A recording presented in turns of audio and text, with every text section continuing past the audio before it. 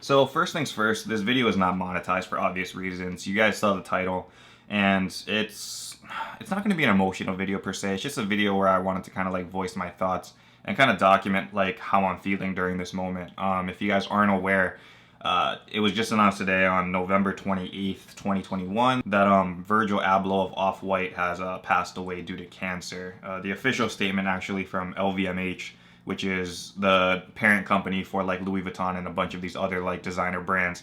They said LVMH, Louis Vuitton, and Off-White are devastated to announce the passing of Virgil Abloh on Sunday, November 28th, of cancer, which he had been battling privately for several years. We were all shocked after this terrible news. Virgil was not only a genius designer, a visionary, he was also a man with a beautiful soul and great wisdom. The LVMH family joins me in this moment of great sorrow, and we're all thinking of his loved ones after the passing of their husband, their father, their brother, or their friend, Bernard Arnault, who I'm guessing is the president. But yeah, I wanted to kind of just voice my thoughts about this because when I was really thinking about it, I was like, what kind of impact did this person have on like myself, you know? Like, I don't have like the strong attachments like some other people will have, obviously, because you know, Virgil, he's a groundbreaking artist, right? Basically, where he's like the first black designer for Louis Vuitton, which is a huge deal in that community, man. Like, that's a huge groundbreaking thing where designers have always been, you know, of a certain nationality, of a certain look, and then Virgil was just coming in and able to kind of like break that barrier, which is literally what the title of this New York Post article says. Virgil Abloh, barrier-breaking designer, is dead at 41.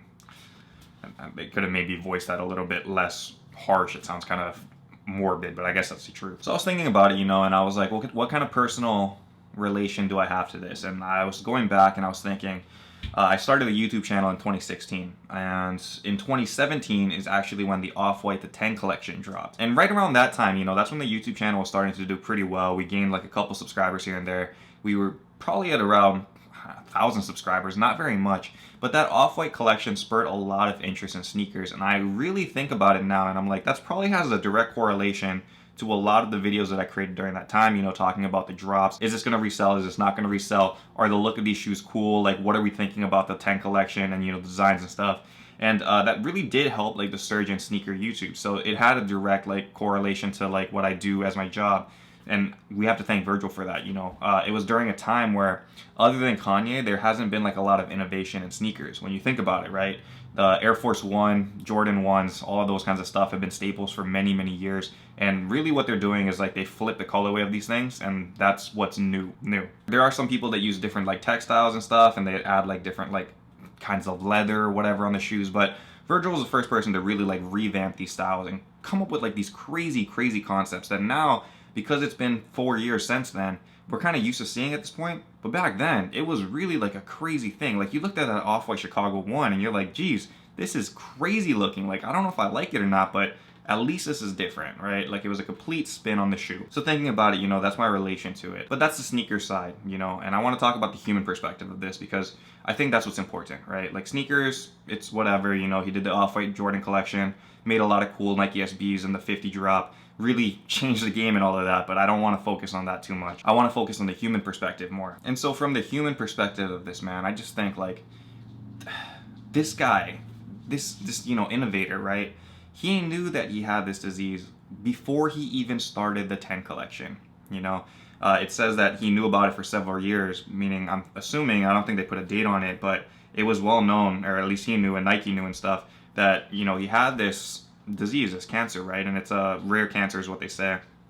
And that was probably happening before the 10 collection. So it's crazy to think, like, when you really stop and think about it, that he knew that he was like probably on the way out, right? I'm guessing. There's not very much news on the medical part of it. But even though he knew, like, you know, instead of like stopping work and slowing down and enjoying life and stuff, you know, he actually worked harder, you know. He did these crazy collabs with Nike, you know. He pushed his Off-White brand. He also became the lead designer for Louis Vuitton, which again was groundbreaking. And what's insane is I put out a tweet saying that he worked in silence during it, you know. Like, he didn't seek like sympathy or whatever from people. Like, he didn't need to say like, oh, you know, I'm like a visionary, and even more so I'm on the way out, you know, and that would have like helped his like own rise to the top even more, you know, solidifying all of this. He chose to not say anything about it, keep his life private, and I think that's very respectful, you know, something everybody can respect. It's very cool that he just continued to work and grind, you know, and just put the best product he could out there, even though in the back of his mind, and I'm sure it weighed on him heavily, and him and his family, that his time was limited, you know, and it's just inspiring for myself. And 41, that's like, okay, I'm gonna get a little bit teary-eyed here.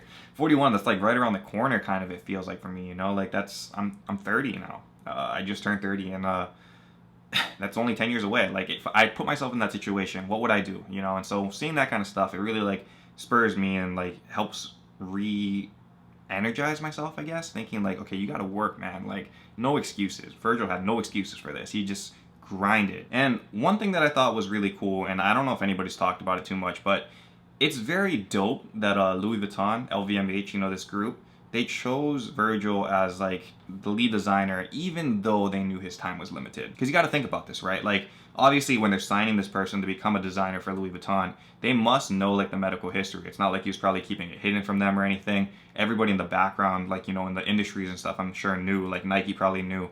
They had to have disclosed that to Louis Vuitton. So it's really cool that, you know, they took that leap and they said, okay, whatever you can do in this amount of years, go at it, you know? Like, I think that's very admirable, and I think that's pretty cool. And I don't know if that's being talked about a lot, but I wanted to throw it out there that that's an interesting piece right there, where they knew that this person wasn't going to be here long term, but they said, hey, run with it, you know? Like, they could have went with somebody else, and they could have went with somebody that's like could have been there for the next decade, you know, but they chose Virgil, and I think that's pretty cool. It makes me like happy, I guess, you know, like not so much sad, but it's very it makes me like happy that a guy at 41, short life, you know, that's not the happy part, but the happy part is that he accomplished so much in 41 years. He was like the lead designer for Kanye for a little bit. He had the Off-White brand started, multi-million-dollar businesses, and goes and collabs with Nike, changes the sneaker game over there, and then, you know, lead designer at Louis Vuitton.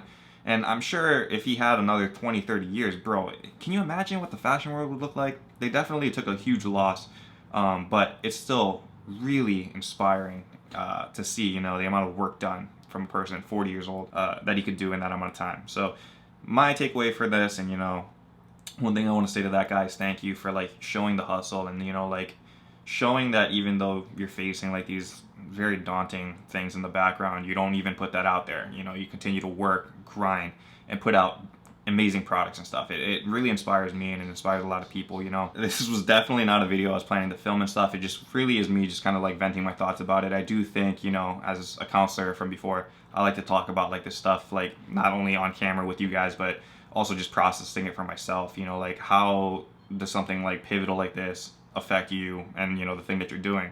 So it's important to talk about. If you guys do want to like leave your own comments, like your stories about copying your first Off-White, or, you know, hitting on that original The 10 collection, which I didn't hit. I didn't hit. But I actually got that the 50 collection, you know, and that's another cool thing where Virgil was like, let's try to get as many of these shoes out to as many people as possible.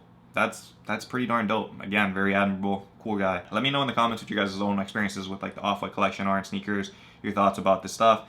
Like I said, it's cool to talk about it and stuff just because, you know, you want to get that emotion out there and venting and just kind of like sharing your own information and thoughts about this. But yeah, that's basically it for this one. Again, not monetized, not making any money on this. Just wanted to do this for myself. Do it for the people that really care about like shoes and stuff, and do it for Virgil, obviously. So thank you, Virgil. Rest in peace, man, and God bless you and your family. Thank you for what you did for sneakers. Thank you what you did for the sneaker YouTube community, allowing us to make these cool videos and all of these things, because it is content that you're putting out, because you definitely made some of the most unique sneakers in the last 5 years. Thank you.